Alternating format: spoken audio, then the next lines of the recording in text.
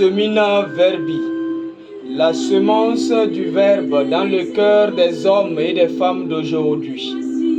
Homélie du deuxième dimanche du temps de Carême, année C, par l'abbé Christophe Larré, prêtre du clergé diocésain de Dapong au Togo.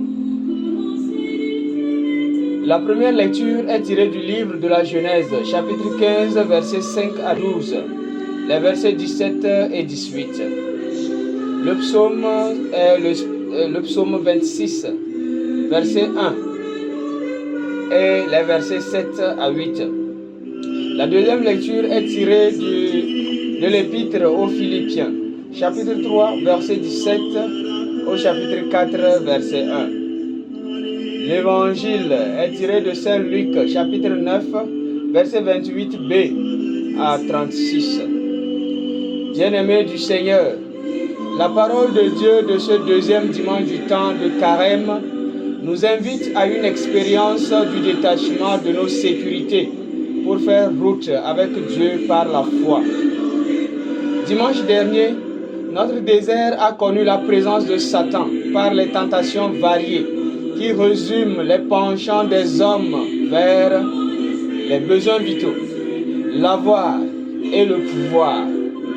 Aujourd'hui, c'est Dieu lui-même qui parle. Il s'est assuré de la foi acquise d'Abraham et qui rompt avec ses liens familiaux, avec sa culture, sa religion, son terroir, pour ne pas dire son territoire, à la demande de Dieu, montrant par là qu'il est un homme qui n'a d'autre sécurité que la demande manifeste de Dieu.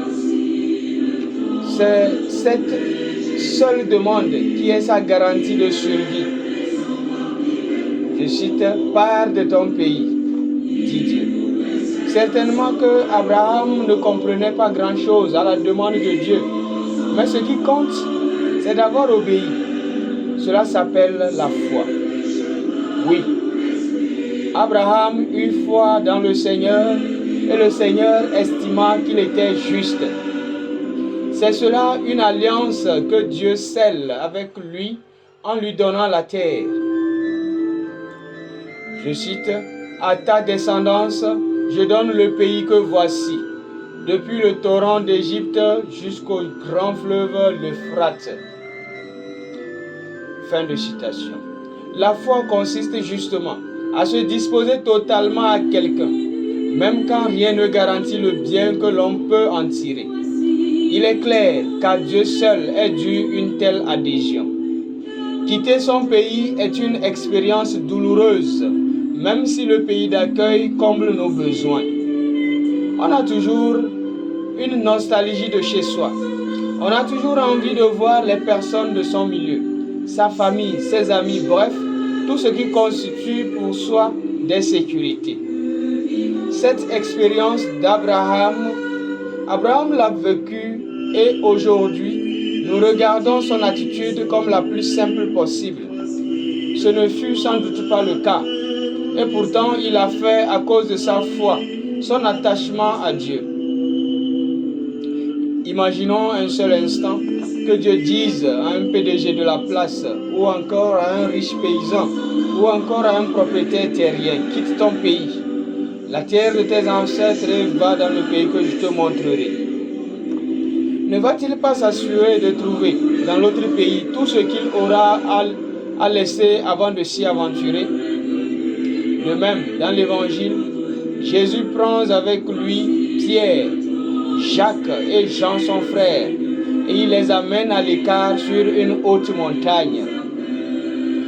Ils vont à l'écart de la foule parce que c'était à l'occasion d'une fête, la fête des tabernacles ou des tentes, qui est souvent une grande manifestation populaire durant laquelle l'attente du Messie était proclamée avec enthousiasme et grande espérance. Cette fête était célébrée en mémoire de la traversée du désert pendant l'Exode et de l'alliance conclue avec Dieu. Mêlé à la foule, Jésus ne peut être perçu comme celui dont on célèbre l'attente. C'est pourquoi il s'éloigne pour montrer à ses plus proches collaborateurs que le Messie attendu était déjà là. Il faut alors que les disciples acceptent de quitter la foule, c'est-à-dire leur sécurité, leur confort. Là où ils se sentent à l'aise, le lieu de fête, il faut qu'ils acceptent de quitter.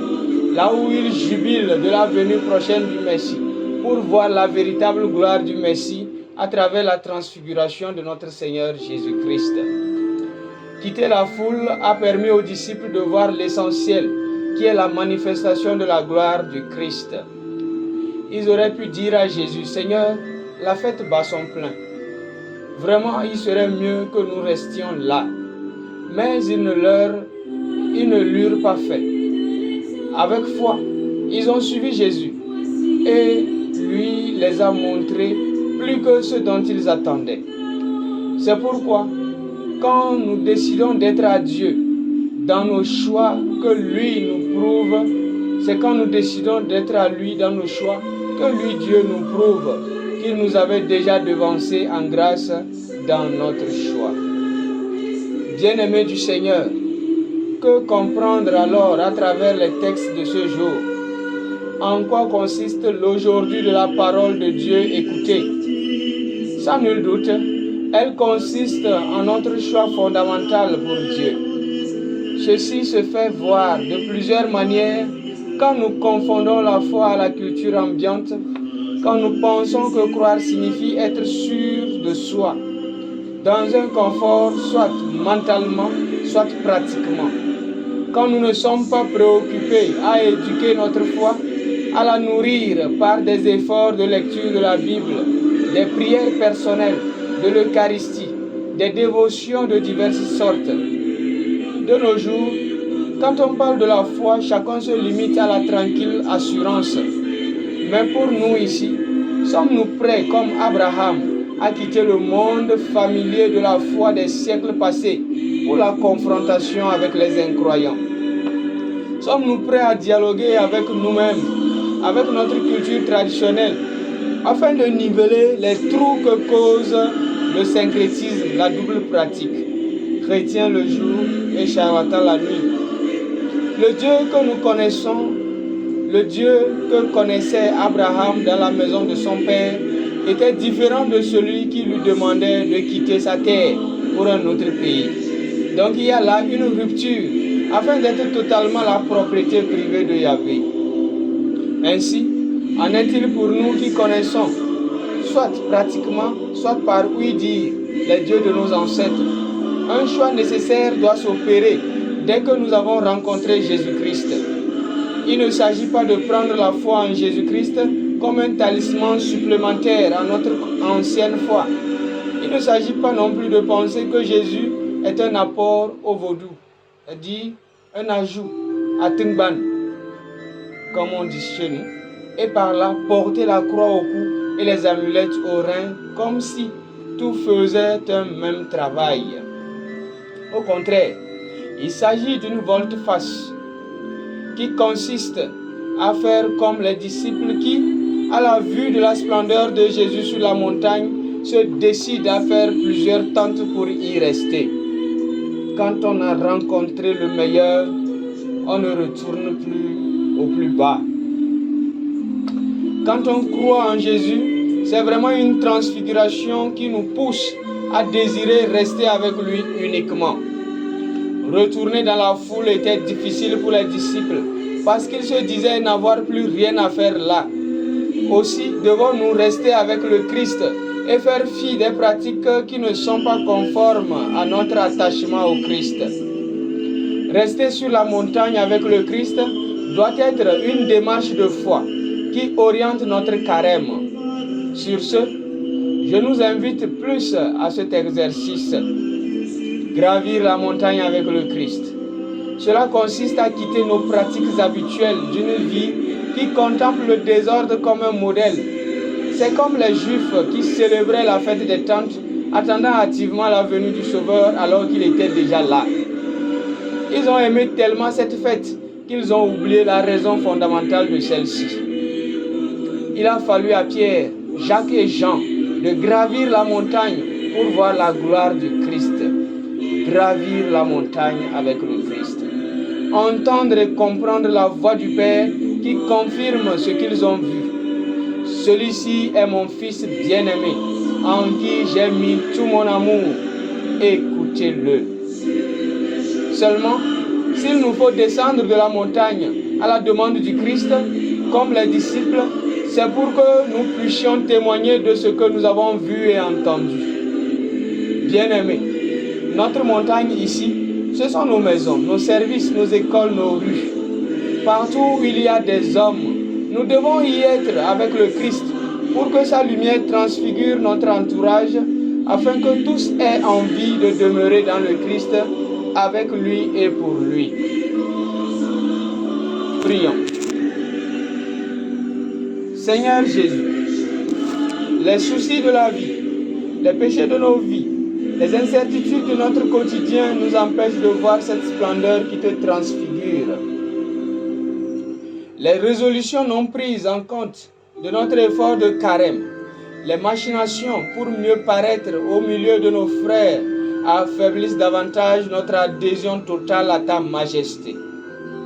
Nous t'en prions, sois patient de notre conversion, tout en nous accordant le désir de toujours chercher à mieux faire dans ce pas à pas avec toi. Accorde-nous ta grâce de gravir la montagne avec toi et d'aimer à y rester pour faire 3 tentes, une pour toi, une pour Moïse et une pour Élie. Et pourquoi pas une pour nous-mêmes, parce que nous avons aimé ta présence. Seigneur, au secours de notre incroyance et aide-nous à vivre ce carême dans les ouvertures à la prière pour nous attacher à toi afin de découvrir ta gloire, toi qui es vivant pour les siècles des siècles. Amen. Fructueux temps de carême.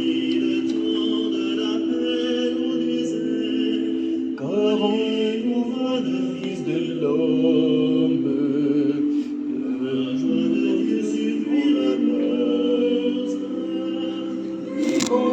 enfants de lumière, sur les chemins où l'Esprit nous conduit, que vivons-nous le nom du Père.